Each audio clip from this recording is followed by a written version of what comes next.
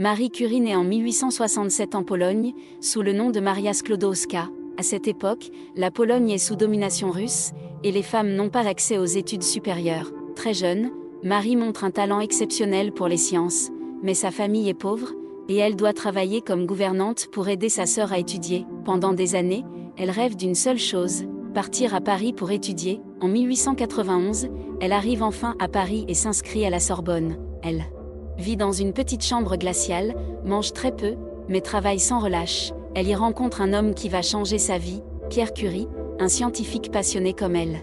Ils se marient, deviennent partenaires de recherche, et vont ensemble faire une découverte historique. Marie étudie un mystérieux phénomène, la radioactivité. Elle découvre deux nouveaux éléments chimiques, le polonium, en hommage à sa Pologne, le radium. Le monde scientifique est bouleversé. En 1903, Marie et Pierre Curie reçoivent le prix Nobel de physique. Marie devient alors la première femme à recevoir un prix Nobel, mais en 1906, Pierre meurt dans un accident.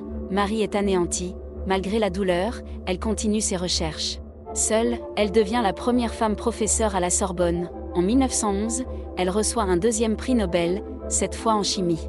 Elle est la seule personne au monde à avoir reçu deux Nobel dans deux sciences différentes. Pendant la Première Guerre mondiale, Marie Curie crée des unités mobiles de radiographie pour soigner les soldats. Elle sauve des milliers de vies, sans jamais chercher la gloire.